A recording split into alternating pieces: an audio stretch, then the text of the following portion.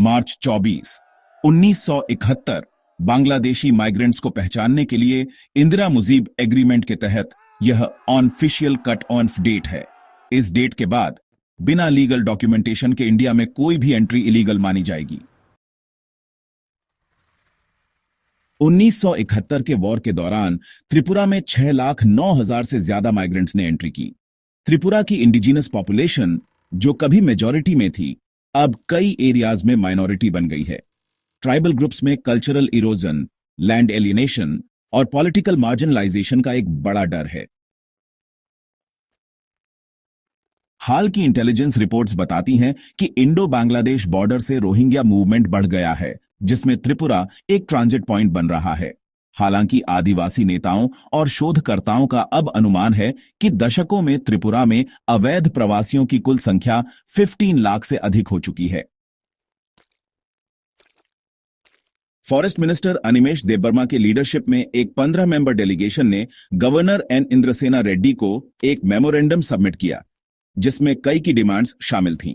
सभी illegal immigrants को तुरंत बांग्लादेश वापस भेजना, सीआरपीएफ, असम राइफल्स और स्टेट पुलिस को डिटेक्ट और डिपोर्ट करने के लिए शामिल करना, इलीगल्स के लिए असम जैसे कैंप्स बनाना, फ्रॉड इंडियन डॉक्यूमेंट्स वाले लोगों को आइडेंटिफाई और डॉक्यूमेंट करना, और इन्फिल्ट्रेशन को फैसिलिटेट करने वाले ब्रोकर्स और हार्बर्स पर कार्रवाई करना।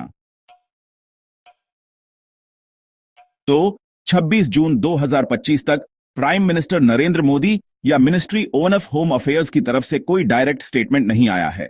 फिर भी बॉर्डर फेंसिंग, सर्विलांस और बॉर्डर सिक्योरिटी फोर्स के साथ जॉइंट पेट्रोलिंग बहुत तेज हो गई है।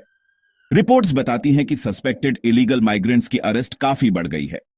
त्रिपुरा पुलिस के अंडर एक मोबाइल टास्क फोर्स भी बन गई है। लेकिन इस कदम को टीएमपी ने क्रिटिसाइज किया है, क्योंकि यह ज्यादातर सिंबॉलिक और बहुत इफेक्टिव नहीं है। Mainly insufficient fencing, weak surveillance infrastructure और पॉलिटिकल अपैथी के कारण। त्रिपुरा में मोबाइल टास्क फोर्स बनी थी, लेकिन ईमानदारी से कहूं तो इंप्लीमेंटेशन काफी वीक रहा है। इलीगल एंट्री जारी है और कोई पुशबैक नहीं हुआ है। अगर हम असम को देखें तो उनके पास एनआरसी डिटेंशन सेंटर्स हैं और उन्होंने पुशबैक ऑपरेशंस किए हैं। इससे वहां इलीगल पॉपुलेशन में कमी आई है। गुजरात में इलीगल माइग्रेंट्स पर कार्रवाई हुई है और आइडेंटिटी फ्रॉड का पता लगाने पर फोकस किया गया है। नतीजतन इलीगल माइग्रेंट्स को डिपोर्ट किया गया है। और मेघालय में बॉर्डर सिक्योरिटी फोर्स के साथ क्लोज कोऑर्डिनेशन है और अरेस्ट के बाद रैपिड डिपोर्टेशन होता है, जिससे इन्फिल्ट्रेशन में तेजी से कमी आई है। अब जब पॉलिटिकल और लीगल सेंसिटिविटीज की बात आती है तो चीजें थोड़ी ट्रिकी हो जाती हैं। 1971 के बाद आए कई इमिग्रेंट्स ने जाली कागजात का इस्तेमाल करके इंडियन डॉक्यूमेंट्स हासिल कर लिए। उनमें से कुछ तो पब्लिक ऑफिस भी रखते हैं, जिससे, जैसा कि आप सोच सकते हैं, डिपोर्टेशन के लिए गंभीर लीगल हर्डल्स पैदा होते हैं। टीएमपी का दावा है कि वोट बैंक पॉलिटिक्स बीजेपी और एपोजिशन दोनों को निर्णायक कार्रवाई करने से रोक रही है। टीएमपी और बीजेपी के बीच का अलायंस तनाव महसूस कर रहा है और टीएमपी ने यह भी चेतावनी दी है कि अगर जल्द ही कार्रवाई नहीं की गई तो वे सपोर्ट वापस ले सकते हैं। तो 15 जून 2025 बॉयजलबारी हाई सेकेंडरी स्कूल ग्राउंड में एक बड़ी रैली हुई थी। टीएमपी एमएलएज ने प्राइम मिनिस्टर मोदी और होम मिनिस्टर अमित शाह को पब्लिक ग्रेटिट्यूड दिया है, लेकिन वे अभी भी ठोस नतीजों की मांग कर रहे हैं। इस बीच YouTube video, local tribal media और कम्युनिटी ग्रुप्स ने अवेयरनेस कैंपेन को तेज कर दिया है। तो बात करते हैं सिक्योरिटी इंप्लीकेशंस की। बॉर्डर गैप्स और रिवराइन एरियाज ने त्रिपुरा को एक सॉफ्ट बॉर्डर स्टेट बना दिया है। साथ ही ट्रैफिकर्स और हैंडलर्स तेजी से व्हाट्सएप और टेलीग्राम ग्रुप्स का इस्तेमाल कर रहे हैं, जो काफी चिंताजनक है। जैसे जैसे डेमोग्राफिक टेंशन बढ़ती है, इंसर्जेंसी का डर भी बढ़ रहा है। जब लीगल और ह्यूमन राइट्स चैलेंजेस की बात आती है तो इंडिया को कॉन्स्टिट्यूशनल और इंटरनेशनल नॉर्म्स के भीतर काम करना चाहिए।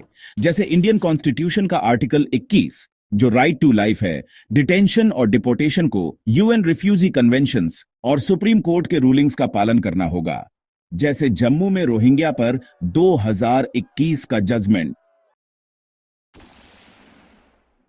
फ्यूचर इंप्लीकेशंस और रिकमेंडेशंस की ओर बढ़ते हुए analysts technology based fencing laser barriers और ड्रोन पेट्रोल का सुझाव देते हैं।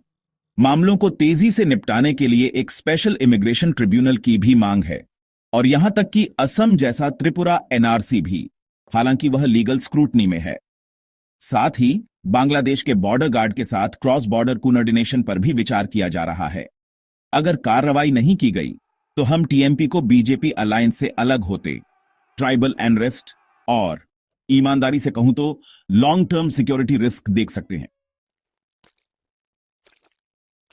स्टूडेंट्स के लिए संक्षेप में, टिप्रा मोथा मूवमेंट कल्चरल आइडेंटिटी को प्रिजर्व करने और लीगल इमिग्रेशन नॉर्म्स का पालन सुनिश्चित करने के लिए एक ट्राइबल लेड एफर्ट है।